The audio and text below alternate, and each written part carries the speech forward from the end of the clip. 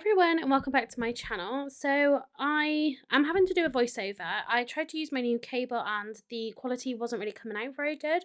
So what I'm doing with my hands in the video is not really going to match what I'm talking about. But this video we're going to be looking at Simply Cards and Papercraft, and this is issue 236. The stamp set we've got is called Magic Moments, but this is, well, stamp set and embossing folder combo. It also does have matching papers that you can download as well, which I'm going to show you the ones that I've printed off. We're going to be using the plaid one in today's video, and you can also get toppers as well. And what I'll do is leave a link in the description box down below for you to be able to find the papers over on the Craftworld website. They are absolutely free to download, and yeah, they've got some really lovely patterns on there. So I'll show you what comes included with the next issue. I won't show you through the magazine because it's already come out. You guys have probably already seen it. But in the next issue of Simply Cards and Papercraft, you've got Winter Woodland. So you've got your stamp set here, which has got lots of woodland animals and scenes and things and sentiments for you to build up those scenes. And it also comes then with some watercolour items. So you've got 4 ready to colour watercolour postcards. You get a watercolour brush and you get 6 watercolours in a little palette as well, which is really cool because you actually got the tools then to create something, and you can use that then with your stamps. You've also got papers and toppers that you can download as well, again from the Craftworld website. And again, they are absolutely free, and the magazine goes on sale on the 17th of November. So that was a look at the magazine. Now let's get into creating our cards. The first thing I want to show you is the papers that I did download. So in total, I printed off 3 pages of patterned paper, 3 different designs. We've got this lovely holly one on the left hand side, sorry, and then we have the nutcracker on the right hand side. So I absolutely love the nutcracker. Anything nutcrackers for Christmas is going to be a win with me. And then we've got the one on the left hand side, which is really nice and simple. You're going to be able to pair that really easily with toppers and different elements and things. So we're going to do something in a different video with these patterned papers, whereas the nutcracker one, because it's a lot busier, that background is virtually black, because then it's a little busier, it's going to be harder to kind of pair with stuff. We're going to just add maybe like a simple sentiment is what I'm thinking, or possibly go in a different direction with this paper. But again, you've got a few different papers on the Craftworld website that you can download. What I'm going to be using for today's video is this really lovely plaid. I thought it would go nicely with that embossing folder, that music notes. So I ended up printing off 3 different A4 sheets of this particular paper. This was the first one I printed on what I assume is some super smooth cardstock. It's in my drawer labelled super smooth cardstock. This one came out really nicely, exactly how I wanted it to. The colours really matched nicely on the screen, so you had those reds and those greens. It printed out really, really well, even though I've got quite a basic cheapy printer. It's a Canon Pixma T model. It's about £30. It's just a really basic model. It doesn't print out the best all the time, but this kind of came out quite nicely. But then the next 2 sheets that I printed turned out a little more interesting. So the second piece, so because I'm making 4 cards in this video, I needed 2 sheets of A4. So this was the second piece that came out. Clearly, it is not the same sheet of paper as the first one. I don't know what happened, if it's not as thick.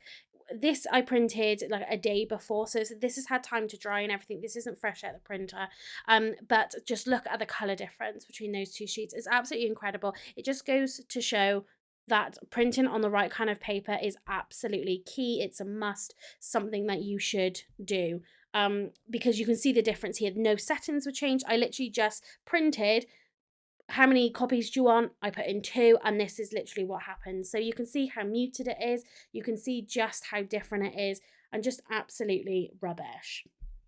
Then, so I was like, I'll print another one. Obviously didn't really look at the cardstock, and this is a pearlized piece of cardstock. Now, if you want that pearlized finish to your papers, absolutely do this. It's printed a dream, it's printed onto here a dream. It just wasn't what I wanted. And because I wanted to create 4 cards in this video, I really wanted them to be the same, but they just absolutely weren't. I'm going to turn these over in a second, and you'll see the back of them, and you'll see kind of the white of the original piece, the first sheet that I printed, and then that pearlescent. So that colour, because of the colour of the cardstock, it's muted the colours that it's printed.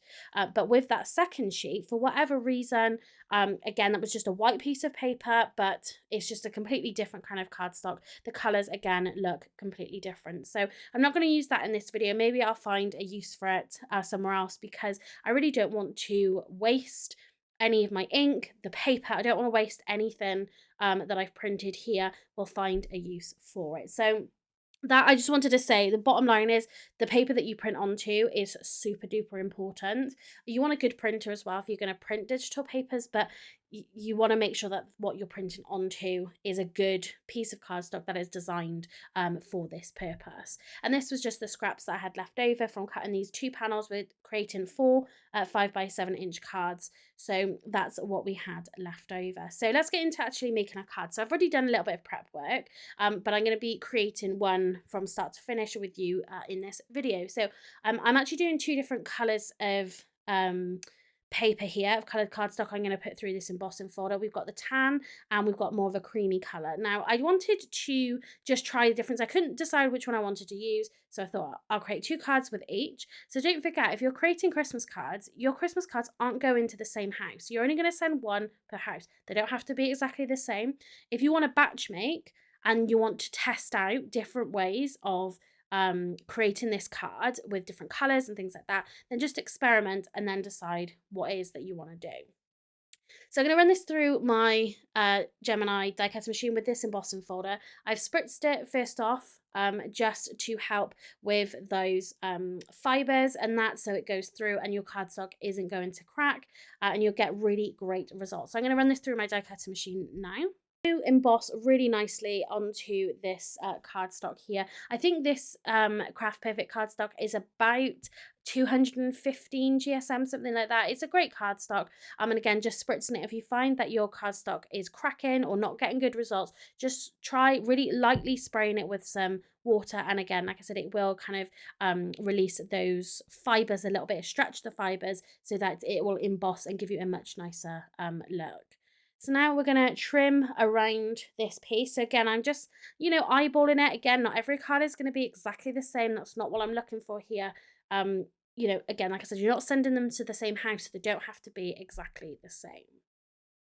So now what I'm going to do is kind of distress this. I really wanted it to look like a proper piece of sheet music here. I wanted to give it that kind of old vibe. So we're going to do some inking around the edges and kind of distress it nicely. So here I've taken a little bit of vintage photo. I've got my non-stick mat, which is from my Tim Holtz glass mat. This is perfect as a slick surface to do some ink blending so it doesn't get all over my craft mat. And then I'm going to take this blending brush and we're going to come in from the edges. Now, I'm not being too precious about this. You can see where I've sort of caught the end of it and things. With a distressed look like I'm trying to create here, I'm not worried about that. I want it to be kind of vintage looking, again, that distressed look. So I'm not looking to do that on purpose. I've got quite a heavy hand, to be honest, when I ink blend. So it just sort of happens that way. But again, it's all just going to add to the look of it because the paper's slightly thinned. We have run it through the embossing folder. We have spritzed a little bit of water on it. So, we are sort of putting it through its paces a little bit here, but it will handle it. And I'm just going around all the edges and adding that ink from the non-stick surface onto the paper. Again, I'm not worried if I got like big splodges or anything anywhere. I'm not worried if it all looks even and is nicely blended. That's, again, not what we're going for here.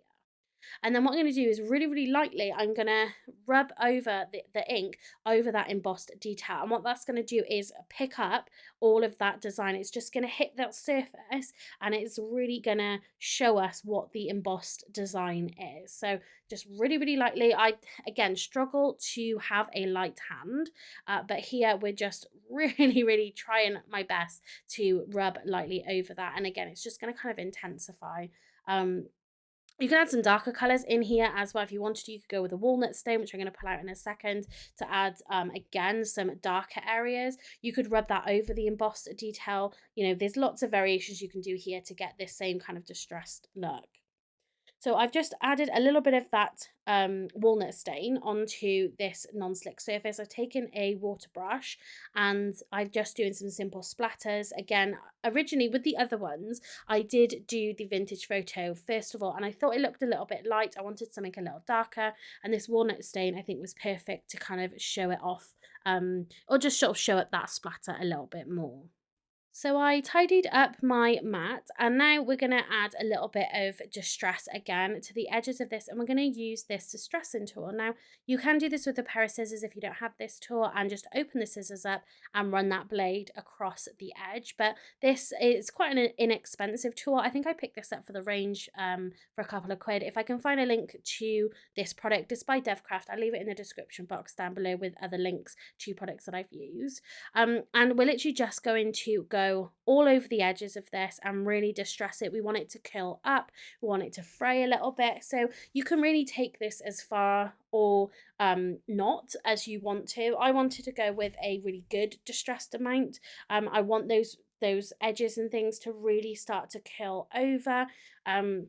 I was really going for it in this one. I thought it was just going to look really nice with those plaids and things, and then just with it being a piece of sheet music, I thought it would work really nicely together. So, you know, again, just go as far as you want to go with it. I'm turning it over, doing it from the other side to try and get a little bit of variation on there, and simply just go all the way around until you've kind of got that desired look.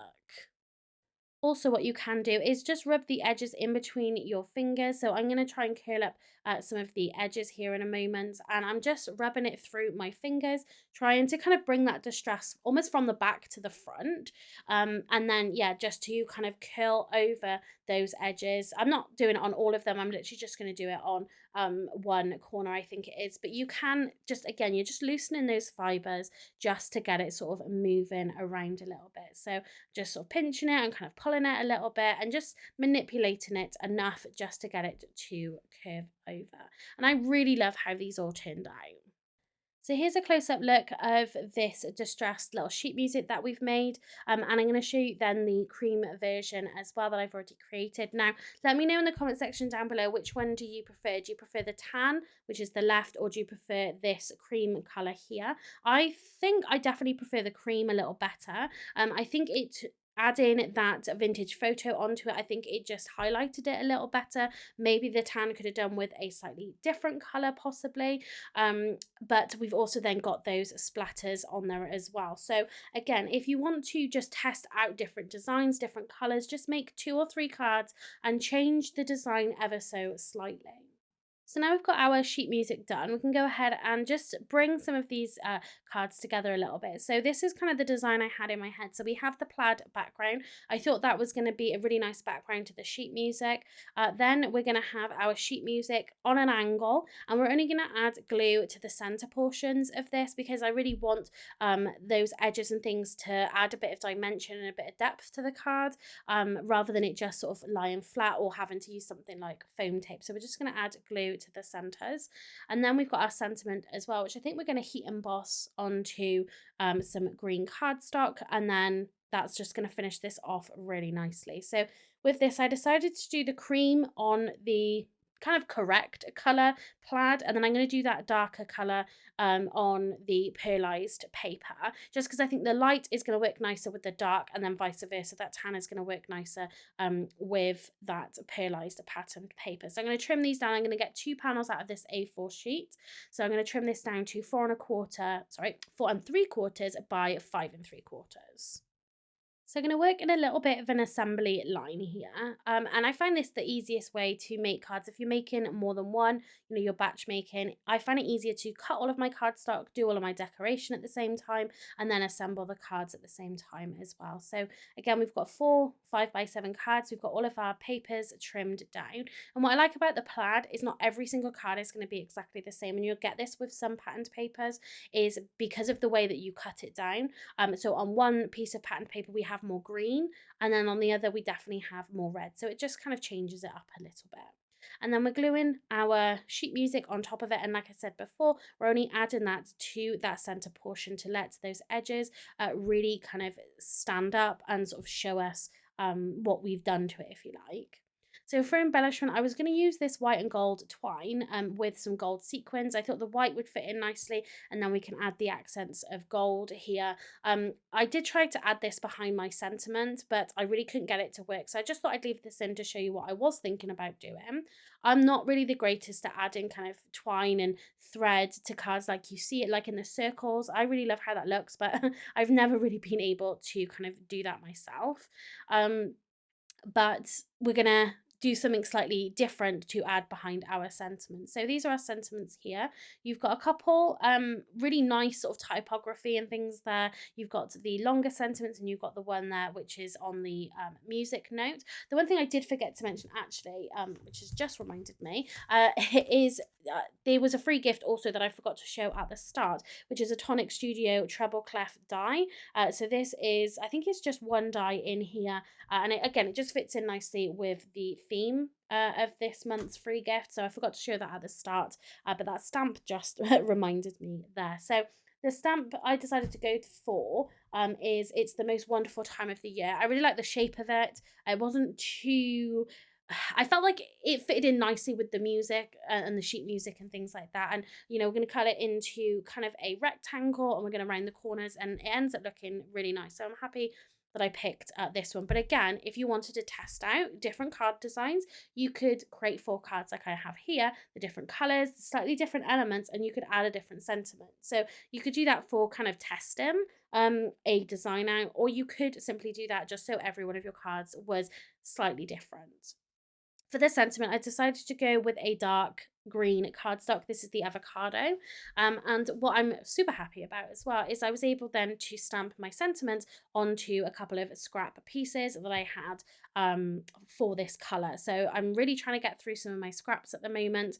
And I think I ended up using 2 of these slightly bigger pieces, and I just stamped it twice on there because I was able to rotate it in my MISTI. So we're gonna, like I said, do a little bit of heat embossing. I thought gold was gonna be a little bit of an overkill because I was planning to do the gold embellishments as well.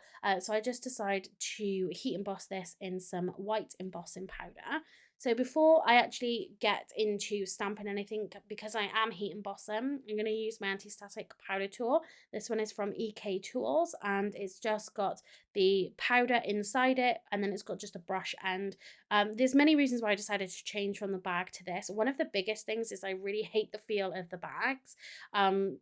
You'll notice in previous, like earlier videos, when I'm using the bag, I've got a little clip on it. That's because I just can't stand to touch it. It makes my skin crawl and go really funny. So there are other tools out on the market that you can buy. This one, like I said, is from EK Tools. I picked it up for a reasonable price off of Amazon, and you can refill it as well. I'm planning really just to fill it with talcum powder, because when you use it, it has got that talcum powder smell. So potentially that is all that's in it. But the anti-static powder tools basically just take the static off whatever you're stamping onto, and it stops then the embossing powder clinging to anywhere else on your cardstock, whether it's maybe where you've got like a fingerprint, so you've got a little bit of oils on there, because that embossing powder will stick to a lot of things. Maybe you can't actually see what it's sticking to, but you know, yeah, it has got a little bit of a tendency to stick where you don't want it to. So using an anti-static powder of any description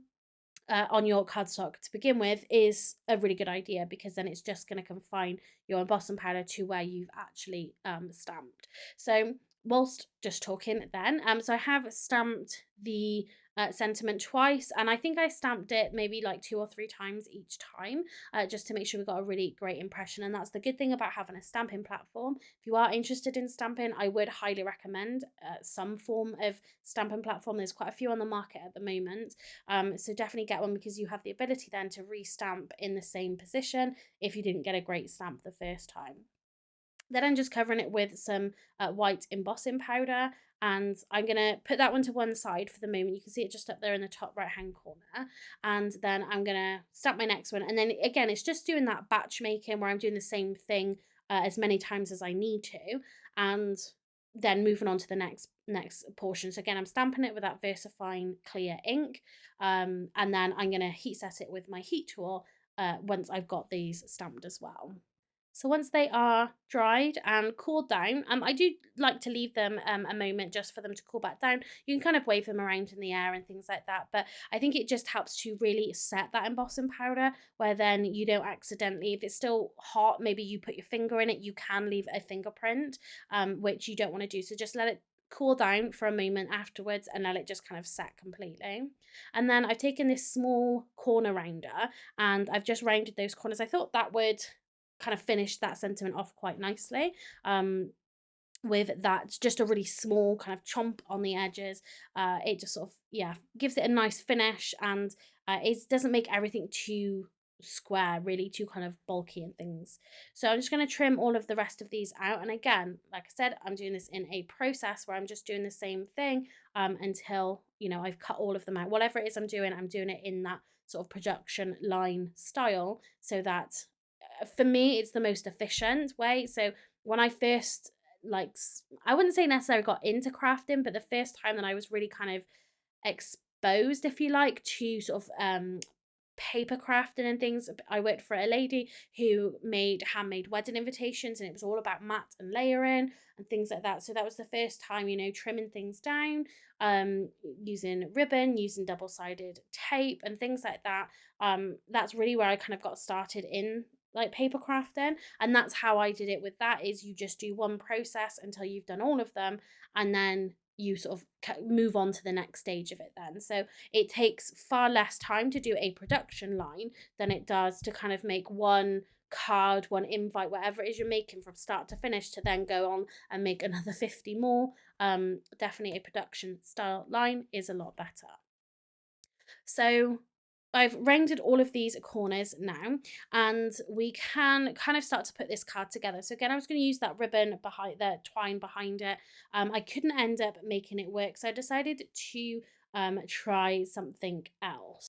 So I went through my stash to see if I could find something a little bit Christmassy in a leaf or something like that. And the closest I found was a just a bog standard leaf die, which is this one here. And this is from the Card Making Magic. This is the spring summer stamp and die set. So you can see you've got all of these stamps in here, and you've got a few coordinating dies and then standalone dies. And I'm going to die cut 2 per card from some gold mirror card. Again, I really wanted to kind of get that gold in there because I think with the tones and then the red and the green, very classic Christmas colors, but I thought it would look nice then to tie everything together. So I'm just going to go through, like I said, I'm going to die cut 8 of these, and we're going to have 2 per card, and they're just basically going to sit behind our sentiment. So for the die cutting, I used my Gemini Mini. You can see all of my leaves here. And what I'm super chuffed about is then using up these scraps of gold as well. You know, I'm on a little bit of a purge at the moment to really just knock down my amount of scraps that I have. And this was, again, a really great way of using it. This is why I keep scraps like this for small sort of die cutting areas. It's absolutely perfect for that. So it's nice just to really bring down those scraps. So for this, I'm going to add a little bit of dimension onto the back. So with these foam pads that I've got, the area around it is, you know, you could waste it, you could put it in the bin, but this is all foam. It's double-sided still, you know, it works perfectly. So once you've used it up with the dots, then definitely go ahead and just trim it down and use it to add dimension to other areas. So I'm just adding that to the back. I'm then putting my 2 leaves where I want them to sit, and then just adding a little bit of glue to the back of that as well. And that's just going to keep everything in place. Now what you can do, if some of it is kind of coming up, like those leaves, if they're sticking up a little higher than what you'd like them to, then you can just add a little bit of glue to it and put it back down again. So there are a few areas where I do end up adding a little bit of glue just to settle it back a little bit. But I really love just giving it that freedom just to kind of move around and really do its own thing. So I was going to use gold sequins here, but I felt like having the gold from the leaves really kind of was enough, and I wanted to accent that red a little bit more. So I decided to swap from gold sequins to red sequins. Now I was thinking about mixing a few together, but I didn't in the end. I literally just used the red. So I've just done a commission where I needed to use sequins. So I have a whole stash now of different colours. So I tend to use for my embellishments the Nuvo drops, as you've seen in tons and tons of videos. But I like the idea of using kind of different embellishments. The only other one that I currently have is some of the Chloe's Creative card, the bling boxes, and you have different colours. They're like flat back glue on rhinestones. Well, I'd love to know from you guys. Let me know in the comment section down below. Is what kind of embellishments do you guys prefer to use? Do you prefer to use sequins like these ones? So these are the sequins. They have a hole in the middle. They're more like the sew on sequins. Do you prefer to use sequins? Do you like to use like the flat back rhinestones, or do you like to use your Nuvo drops? So I'd really love to know. Maybe I want to kind of expand and try something new. Like I said, I've got a lot of sequins, so we can definitely make some shaker cards and get some of those, used up. Um, and there's just tons of different colours. I picked them up quite cheap off of Amazon, so they're not branded, I don't think. But it is a good thing to have in your stash, and like I said, they are perfect for embellishments and for things like shaker cards as well. So I'm gonna add 5. On the last card, I do end up adding 3. But it's nice, again, to try something a little bit different. So in each card, I put them in different places to sort of see what it is of the placements that I like. But the one thing I would say with the sequins, particularly these, they are really just a standard size here. And I don't know if I feel like they're a little bit big. For the card, they do fit nicely on the card. Obviously, this is a 5x7 card. So I usually go for 3 dots, whatever it is, gems, the Nuvo drops, things like that. I tend to do 3. Sometimes I will do more than that, but I'll do kind of different sizes. I like having that variation of size on my projects. So having really, really tiny dots and then slightly bigger dots. But with these, because they're all the same size, I'm not sure how I feel about it. It's definitely something that I want to use again, but I do think it's going to depend on the card itself, and kind of what that finished look is going to be. With this one, we have a lot of open space around the sentiment on that paper, but of course I don't want to just cover up all of that sheet music that we've created, because we spent a lot of time, getting it to look in this vintage kind of distressed way. But I wanted to, again, just kind of experiment. So, putting them under things, like tucking them under, I really enjoy doing that. I think that looks quite nice. And that is harder to do with something like Nuvo drops. Whereas with sequins or gems and things like that, it's easier to do because they're, dry. You just put them in, you just put a little glue down and you just sort of tuck them in. But also don't be afraid to take them off the card as well. Like I've done, I've added 2 here onto that plaid background as well. So it's just moving them kind of around the card and seeing where you like them. The other thing I really like about using sequins and gems, maybe over the Nuvo drops, is you do have to wait for them to dry. Now, I'm not 100% sure what the sort of average drying time is. I think it will depend on how thick or how big your drops are, like how big you've made them. With using sequins and gems, though, like it's just easy because they're not instantly dry. Obviously, you have to wait for that glue to dry. But if I wanted to show you in like the end of a video, for example, and I've got a few cards, I can't kind of stack them on top of each other. I've had a few instances where I've kind of forgotten all about the Nuvo drops on there. They're not dry and they've smudged, or I've put my hand in them, or something, I've dropped it, or whatever it might be. That's the only kind of downside, is waiting for them to dry. Whereas, like when I'm making a video and things, unless I'm gonna do it a little bit later, like do the end of my video maybe a little bit later, or I'm doing a photo of it a little bit later, it can be kind of difficult in that sense. So again, that's another reason why I do quite like to use like sequins again, or those like flat back rhinestones. But I'm going to go ahead now and finish off the sequins for the rest of the cards. I'm pretty sure I've only got one left at this point. Considering not a lot of this video, like, it has been sped up, I get that it's nearly 30 minutes long. I would have sped things up in talking real time, but somehow I've managed to talk to you guys for about 30 minutes now. But with this particular, I might as well just carry on at this point, just talking to you guys rather than skipping forward. But for this particular card, because this is the last one, I do only add 3 to this one, and kind of looking at them, I like how it looks with just 3. It's just that little bit of detail. But again, I really like how the other cards turned out as well. So these are my finished cards. Let me know what you guys think about them in the comment section down below. I really like them. I love creating that sheet music, that kind of distressed sheet music. I think that's a really great way of using this embossing folder. You can also as well trim these down because you've got 5 different like pieces of music if you like. If you want something smaller, you can absolutely trim into these. You can trim them down into strips so you've got just the music, just the music for that one particular song. So again, you've got a little bit of variation on how you can still use this embossing folder. Something like this ordinarily I would think would be kind of difficult to use, but the sheet music, I felt like that just sort of instantly came to mind when I seen it, and it's just an easy way to use it. But don't be afraid again to trim into it. Again, you'll find some great examples in the magazine of how to use it. The cover photo on this month's issue, I think, is great. Where they've used lots of different coloured card, mirror card, things like that to use with the embossing folder. I think that's a really great example of how you can use it. And also don't forget about those papers as well. I've still got those other 2 papers that I'm going to use because we have printed them. I'll try to use that sort of dull coloured one and see what we can create with that, just so we don't end up wasting it. So that's going to be it for this video.